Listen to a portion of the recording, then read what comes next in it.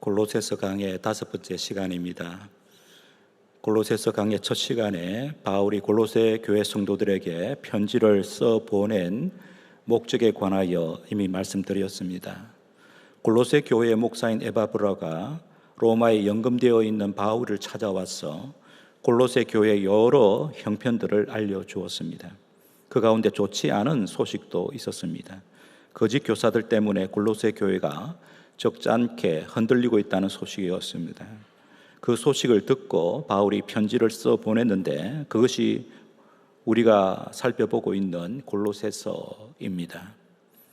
오늘 골로새서 2장을 읽었는데 이 2장에서 본격적으로 바울은 거짓 교사들의 정체를 밝히면서 그 거짓 교사들에 대하여 골로새 교회 성도들이 어떻게 대처해야 할지를 말씀합니다. 바울이 거짓 교사들의 정체를 밝힌 구절들은 4절, 8절, 16절, 18절, 23절 등에 있는데 이 구절들에서 바울은 거짓 교사들의 문제를 두 가지 면에서 들추어내고 있습니다. 그들의 말 그리고 그들의 행동입니다. 거짓 교사들의 말은 그리스도의 복음과 전혀 상관이 없다. 거짓 교사들의 행동은 그리스도와 전혀 상관이 없다. 그러므로 그들에게 현혹되어서는 안 된다라고 골로새 교회 성도들을 권면하고 있습니다. 이 두 가지 주제를 하나씩 나누어 두 주일에 걸쳐 말씀을 드리겠습니다. 설교 제목은 영적 전투에서 승리합시다입니다. 오늘은 거짓 교사들의 말에 대하여 바울이 어떻게 평가하고 비판했는지를 살펴보면서 오늘날에도 성도와 교회를 현혹하는 거짓 교사들의 말에 어떻게 대처해야 할지를 적용해 보도록 하겠습니다. 4절에서 바울은 골로새 교회에 잠입해 들어온 거짓 교사들의 정체를 간략하게 밝히고 있습니다. 4절을 보시기 바랍니다. 내가 사도 바울이 말하고 있죠. 내가 이것을 말하면 아무도 교묘한 말로 너희를 속이지 못하게 하려 함이니. 교묘한 말로 골로새 교회 성도들을 속이는 자들이 거짓 교사들입니다. 거짓 교사들이 골로새 교회 성도들을 속이는데 사용한 수단은 교묘한 말입니다. 거짓 교사들이 골로새 교인들에게 접근하여 그럴듯한 논증과 달변으로 자기들이 깨달은 진리가 대단한 진리라고 떠벌리지만 그들의 말은 한낱 속이는 말에 불과하다라고 하는 것이지요. 다시 말하면 거짓 교사들의 말은 하나님의 말씀과 그리스도의 복음에 기초한 말이 아니기 때문에 일고의 가치가 없다는 뜻이 되겠습니다. 8절에서 바울은 거짓 교사들이 하는 말들이 어디에 뿌리를 두었는지 네 가지로 말씀합니다. 그 8절을 보면 철학, 헛된 속임수, 사람의 전통, 세상의 초등학문이 나오는데 다 같은 동의어입니다. 1세기 당시 철학은 많은 사람들이 받아들인 사상들과 종교들을 통칭하는 용어였습니다. 철학과 종교는 사람 사는 세상에 늘 있어 왔습니다. 이유는 사람이 생각하는 존재이기 때문입니다. 삶의 현장에서 일어나는 무수한 사건과 사고들로 인해 인생들은 희로애락을 경험하면서 그 같은 일들이 왜 일어나는지 질문을 던지고 해답을 찾습니다. 그러면서 세상 만사에 질서정연한 원리나 법칙이 없는지를 생각하지요. 그게 사람의 특성입니다. 그러다가 누군가 그런 원리나 법칙을 발견했다고 주장합니다. 그 주장에 동조하는 자들이 생기고 대중에게 적잖은 영향을 미치게 되면 특정 철학이나 종교가 형성됩니다. 세월이 흘러 그 철학이나 종교가 대중들에게 체계적이고 설득력 있는 교훈으로 인정을 받게 되면 당대의 문화와 관습을 이끄는 지배사상이 됩니다. 이러한 과정은 고대만 아니라 지금도 일어나고 있습니다. 철학이나 종교의 발생과 확산의 과정을 하나님의 일반 은총적인 측면에서 평가할 때 긍정적인 요소가 있습니다. 철학이나 종교가 개인의 심리적 안정과 사회의 질서를 유지하는 데 어느 정도 긍정적인 역할을 하기 때문입니다. 그런데 철학과 종교가 인간성을 억압하고 사회의 질서를 파괴하는 쪽으로 치닫는 경우가 적지 않습니다. 예를 들어 국가지상주의를 표방한 파시즘, 집단이기주의, 극단적 허무주의, 극단적 금욕주의, 쾌락주의, 신비주의, 극단적 근본주의, 물질 만능주의, 율법주의 등입니다. 1세기 당시 골로새 교회에 들어온 거짓 교사들도 개인은 물론 공동체를 파괴하는 경향이 농후함을 바울이 지적합니다. 본문 8절에서 거짓 교사들의 철학이 성도들을 험한 것에 매기하고 결국 교회를 파괴하려는 사탄의 속임수에 놀아나고 있다고 폭로합니다. 8절을 우리 함께 읽도록 하겠습니다.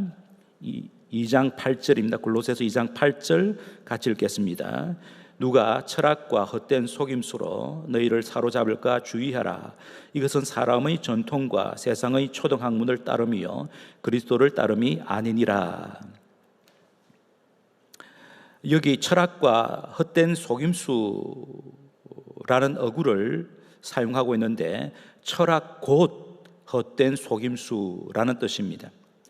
거짓 교사들의 철학은 헛된 속임수에 불과하다라는 뜻이지요. 헛된 속임수란 공허한 속임수, 내용이 없는 속임수라는 뜻입니다. 즉 거짓 교사들이 고상한 철학이라고 떠벌리지만 실은 개인적으로나 사회적으로 무가치하고 해로운 철학이라는 뜻입니다. 그러면서 바울은 거짓 교사들의 철학 곧 헛된 철학, 헛된 속임수의 목표가 골로새 교회 성도들을 사로잡는 것이라고 말씀하지요. 여기 사로잡다라는 단어는 노획물로 삼다, 포로로 삼다라는 뜻입니다. 골로새 교회 성도들은 하나님의 크신 은총으로 사탄과 죄와 율법의 포로에서 해방되어 참 자유를 얻었습니다. 그런데 사탄의 사주를 받은 거짓 교사들이 골로새 교회 성도들을 다시 사탄의 수중에 넘기려고 자기들의 정체를 숨기고 골로새 교회에 들어온 것입니다. 그러므로 골로새 교회는 거짓 교사들과의 영적 전투에서 싸워 이겨야 합니다. 8절 하반절에서 바울은 거짓 교사들의 철학이 왜 무가치하고 해로운 철학인지를 세 가지로 부연하여 설명합니다. 8절 하반절에 보면 이것은 철학 곧 헛된 속임수는 이것은 사람의 전통을 따름이 아니요 따름이요 세상의 초독 학문을 따름이요 그리스도를 따름이 아니다. 세 가지로 나누어서 설명을 하죠.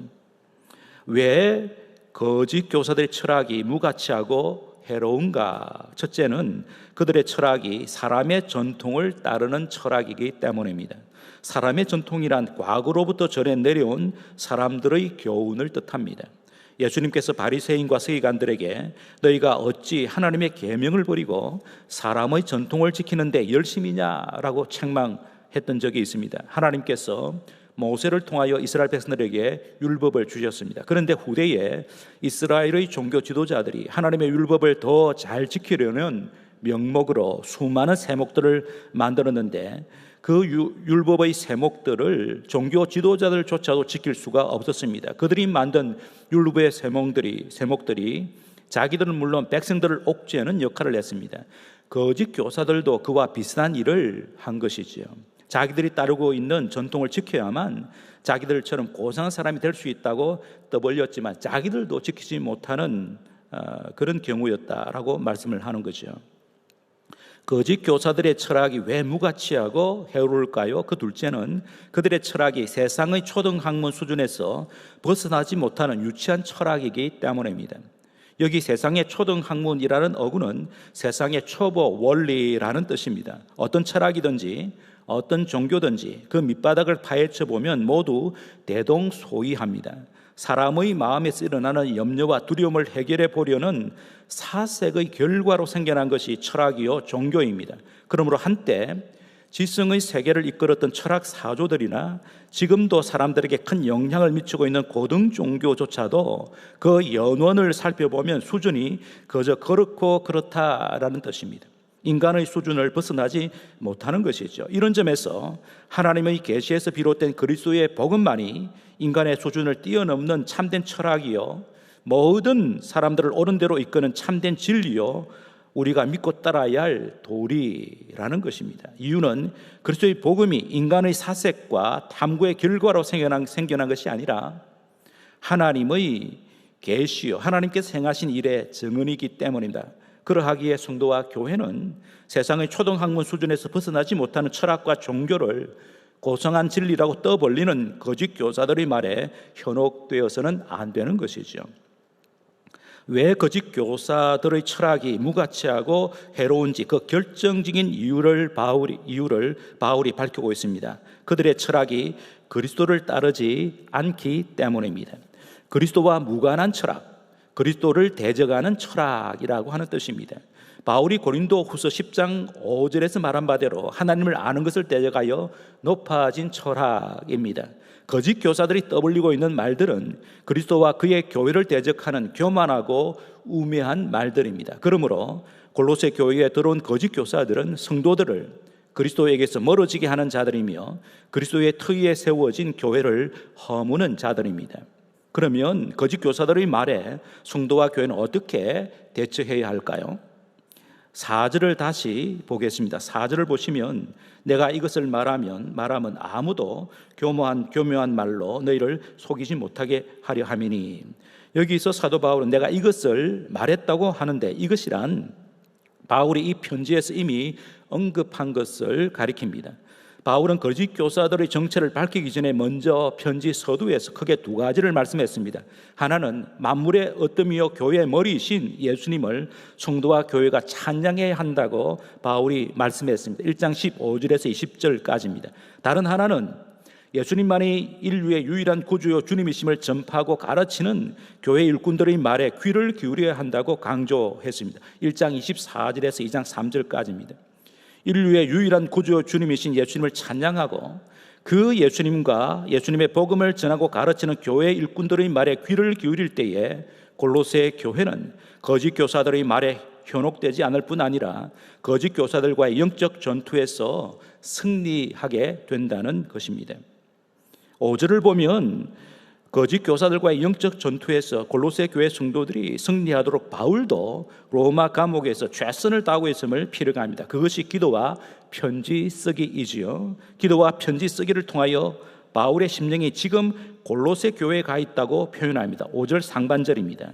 이는 내가 육신으로는 떠나 있으나 심령으로는 너희와 함께 있다라고 말씀하죠. 거짓 교사들 때문에 골로새 교회가 직면하고 있는 문제를 바울도 심각하게 생각하고 있으며 그래서 기도와 편지 쓰기를 통하여 최선을 다해서 골로새 교회를 응원하고 지원하고 있다라는 뜻입니다. 그러면서 거짓 교사들과의 영적 전투에서 골로새 교회 성도들이 지금 행하고 있는 바를 칭찬하고 있습니다. 5절 하반절입니다. 너희가 질서 있게 행함과 그리스도를 믿는 너희 믿음이 굳건한 것을 기쁘게 봄이라라고 말하죠. 두 가지를 칭찬합니다. 하나는 질서 있게 행하는 것, 다른 하나는 그리스도를 믿는 믿음이 굳건한 상태로 유지되고 있는 점입니다. 바울은 골로새 교회의 목사인 에바브라로부터 골로새 교회 성도들이 거짓 교사들과 맞서서 질서정연하게 잘 대처하고 있으며 그리스도를 믿는 믿음 위에 견고하게 서 있음을 전해 들었습니다. 그래서 바울은 골로새 교회 성도들로 인해 기뻐하고 있다고 전합니다. 6절 7절에서 바울은 골로새 교회 성도들이 지금까지 거짓 교사들에 대해 잘 대처해 온 것처럼 계속해서 잘 대처하기를 권면합니다. 6절을 보겠습니다. 그러므로 너희가 그리스도 예수를 주로 받았으니 그 안에서 행하되 예수님 안에서 행하라고 말씀합니다. 골로새 교회 성도들은 에바브라가 전한 복음을 듣고 환영했습니다. 즉 예수님을 구주와 주님으로 믿고 영접했습니다. 그랬으니 예수님 안에서 행하라고 권면합니다. 예수님 안에서 행한다는 것은 예수님과 동행한다, 예수님 안에서 살아간다라는 뜻입니다. 풀었으면 구주와 주님이신 예수님을 지속적으로 신뢰하고 예수님의 다스리심에 순종하며 살아가라는 뜻입니다. 7절에서 바울은 예수님 안에서 사는 삶이 무엇인지 4단계로 설명합니다. 7절을 보시기 바랍니다. 그 안에 뿌리를 박으며 예수님 안에 뿌리를 박으라. 그 다음에 세움을 받아 거기서 자라라 라고 하는 것입니다. 그리고 세 번째는 교훈을 받은 대로 믿음에 굳게 서라. 마지막으로 감사함을 넘치게 하라. 이 4단계로 설명합니다. 예수님 안에 뿌리를 박으라. 이는 예수님 안에 깊이 뿌리를 내린 상태로 계속 살아가라라는 뜻입니다. 골로새 교회 성도들은 성령님과 복음의 역사로 인해 이미 예수님을 구주와 주님으로 믿어 예수님과 연합되었기 때문에 그 연합을 유지하라라는 것입니다. 골로새 교회 성도들이 예수님께 뿌리를 깊이 내리게 되었으므로 그 상태를 계속 유지하라는 뜻이지요. 두 번째 단계는 세움을 받으라라고 말씀합니다. 튼튼한 기초 위에 건물을 세우듯이 예수님 안에서 영적으로 견고하게 성장하라라는 뜻입니다. 지난주에 말씀드린 대로 골로새 교회 성도 한 사람 한 사람이 예수님 안에서 완전한 자가 되라는 뜻이고, 확정하면 건강한 교회로 성장하라라는 뜻이 되겠습니다. 세 번째 단계는 교훈을 받은 대로 믿음에 굳게 서라고 권면합니다. 에바브라에게서 받은 복음의 진리를 굳게 붙잡고 살라라는 뜻이겠지요. 마지막 단계는 감사함을 넘치게 하라고 권합니다. 하나님께서 베풀어 주신 온갖 은혜를 헤아려 항상 감사로 가득한 삶을 살라는 것입니다. 8절은 이미 말씀드린 대로 거짓 교사들이 떠벌리는 말들이 거창한 것처럼 보이지만 실제로는 아주 유치하기 짝이 없는 말이기 때문에 거짓 교사들의 말에 현혹되지 않도록 주의하라고 바울은 골로새 교회 성도들에게 권면합니다. 9절 10절은 한 문장인데 원문을 보면 서두에 왜냐하면이라는 접속사가 붙어 있습니다. 9절 10절 보시기 바랍니다. 왜냐하면 그 안에는, 예수님 안에는 신성의 모든 충만이 육체로 거하시고 너희도 그 안에서 충만하여졌으니 그는, 예수님은 모든 통치자와 권세의 머리이시기 때문입니다 라는 뜻입니다. 성도와 교회가 거짓 교사들의 말에 현혹되지 말아야 할 가장 중요한 이유는 예수님 한 분만으로 충분하기 때문이다 라고 바울은 말씀합니다. 왜 예수님 한 분만으로 충만할까요? 두 가지 이유 때문입니다. 하나는 예수님 안에 신성의 모든 충만이 육체로 거하기 때문입니다. 9절이지요. 하나님의 아들 예수님께서 몸을 입고 이 땅에 오셔서 33년을 사셨는데 그때에도 하나님으로서의 본성과 특성이 예수님 안에 충만히 내재했다는 뜻입니다. 예수님은 성육신하기 전이나 후에도 한결같이 성부 하나님, 성령 하나님과 동등하신 성자 하나님이십니다. 특히 성부 하나님께서 십자가에서 죽으시고 부활하시고 승천하신 성자 예수님께 온 세계와 만물을 다스리는 정권을 위임하셨습니다. 그래서 예수님은 모든 통치자와 권세의 머리이십니다. 10절 하반절이죠. 그러하기에 예수님보다 다른 것들을 더 의지하는 거짓 교사들과는 달리 성도와 교회는 만유의 주님이신 예수님 한 분만으로 만족해야 한다고 바울은 권합니다. 예수님 한 분만으로 충분한 또 다른 이유는 성도와 교회가 예수님 안에 거할 때에 반드시 예수님으로 충만해질 것이기 때문입니다. 10절 상반절입니다. 예수님으로 충만하게 된다는 것은 성도 개개인의 관점에서 말하면 예수님을 빼닮은 자가 된다, 예수님 안에서 새롭게 되고 온전하게 된다는 뜻입니다. 교회의 관점에서 말하면 하나님의 나라를 반영하는 경건한 교회가 된다는 뜻입니다. 조건은 예수님 안에 거하는 것입니다. 예수님에게서 영원한 생명과 모든 지혜와 능력이 끊임없이 흘러나오기 때문입니다. 이처럼 예수님은 만복의 근원이십니다. 그러하기에 성도와 교회는 만복의 근원이신 예수님 한 분만으로 충분합니다.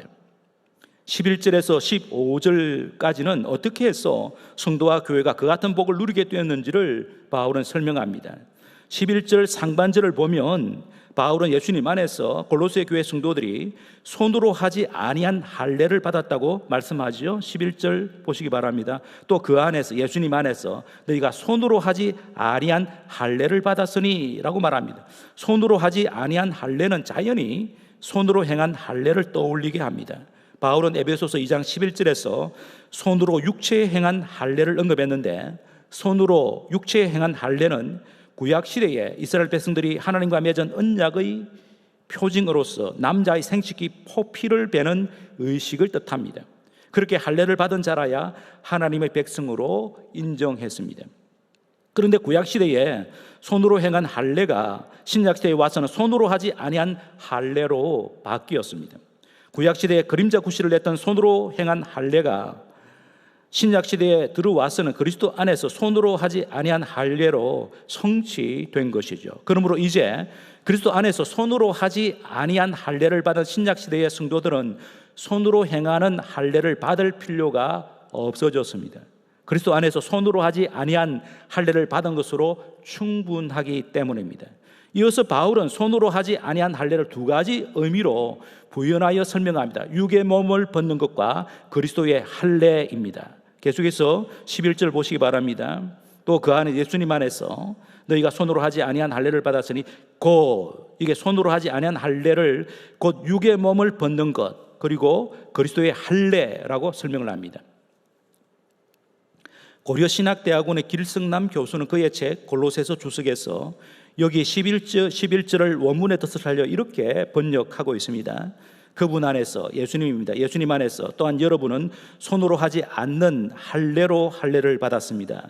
그 육체의 몸을 벗는 것 안에서, 그리스도께서 받으신 할례 안에서 할례를 받은 것입니다 라고 번역합니다.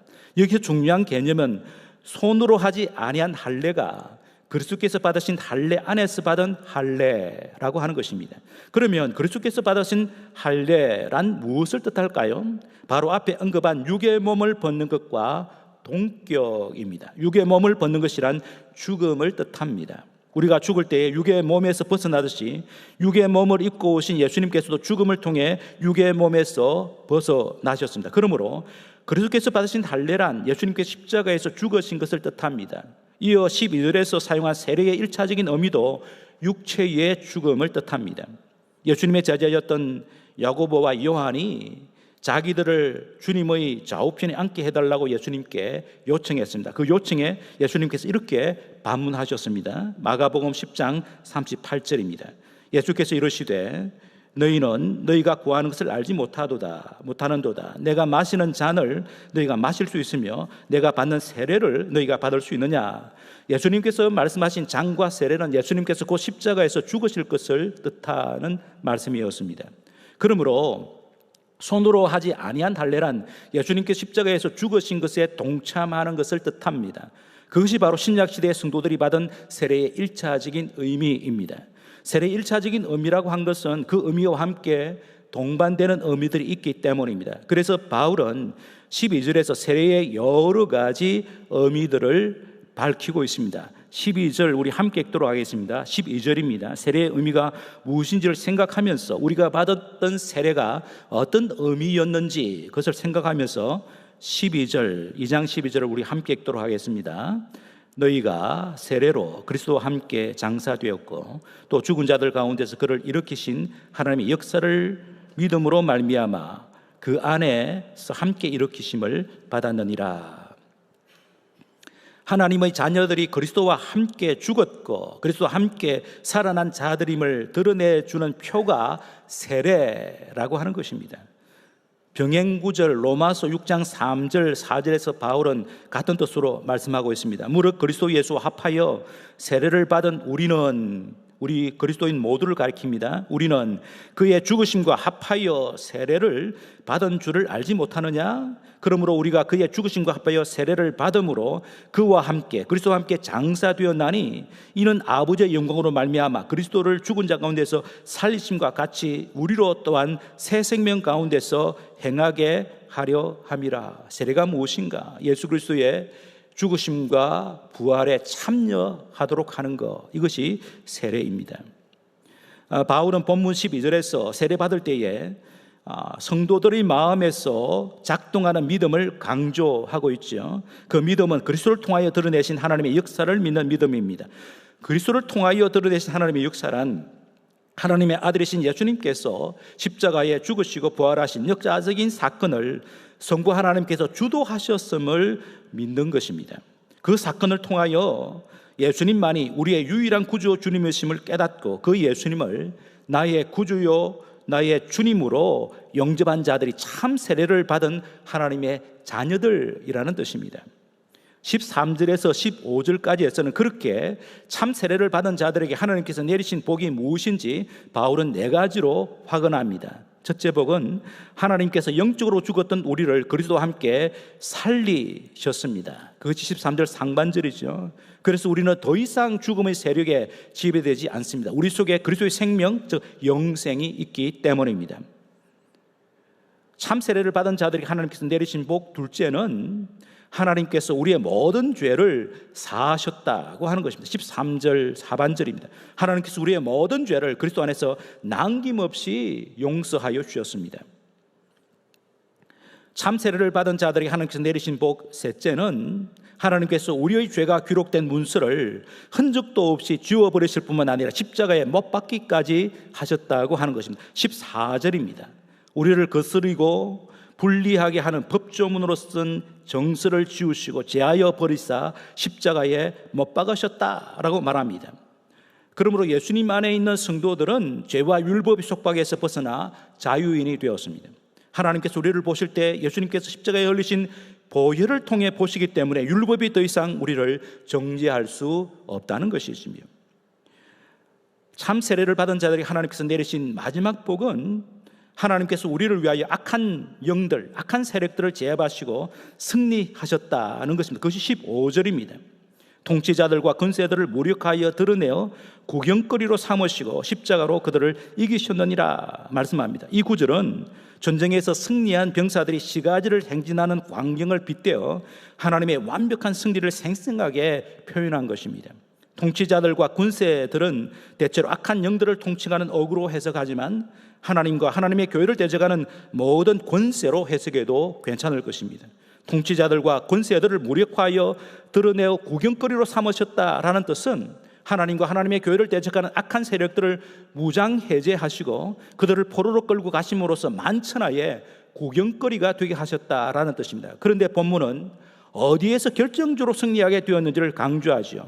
십자가입니다. 십자가로 이기셨다고 하는죠. 그 승리의 장소가 바로 그리스도의 십자가입니다. 그러므로 십자가, 예수님의 십자가를 자랑하는 성도와 교회는 악한 영들, 악한 세력들과의 영적 전투에서 반드시 승리할 수밖에 없다고 바울은 단언하고 있는 것입니다.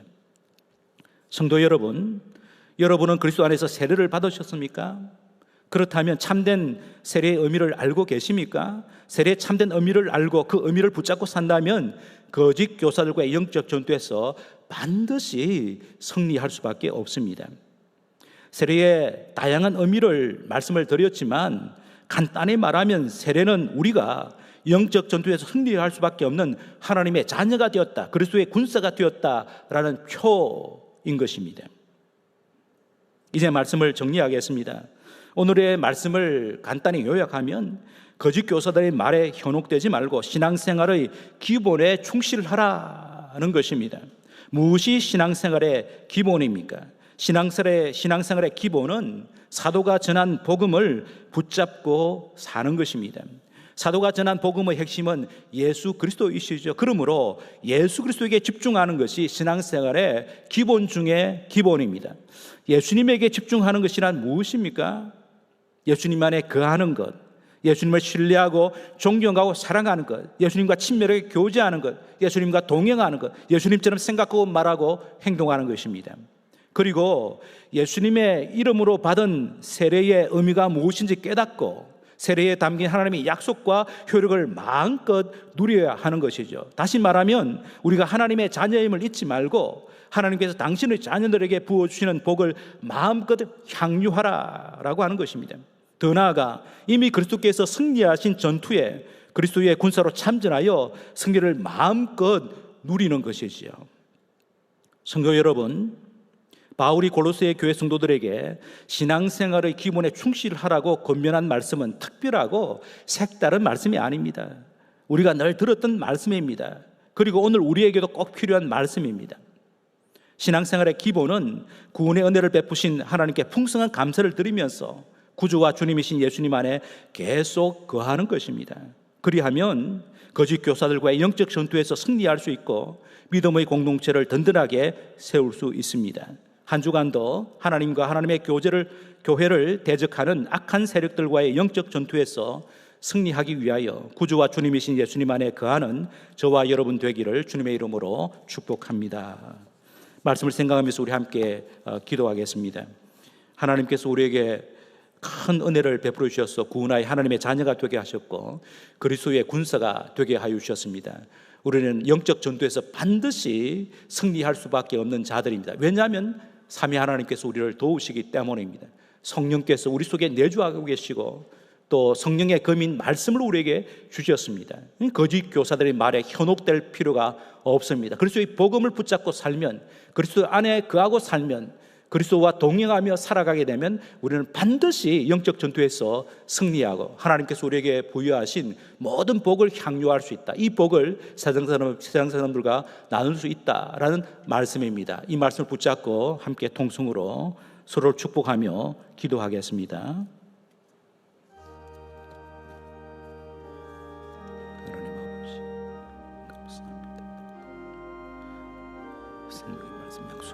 능력과 소망의 말씀 주셔서 감사합니다.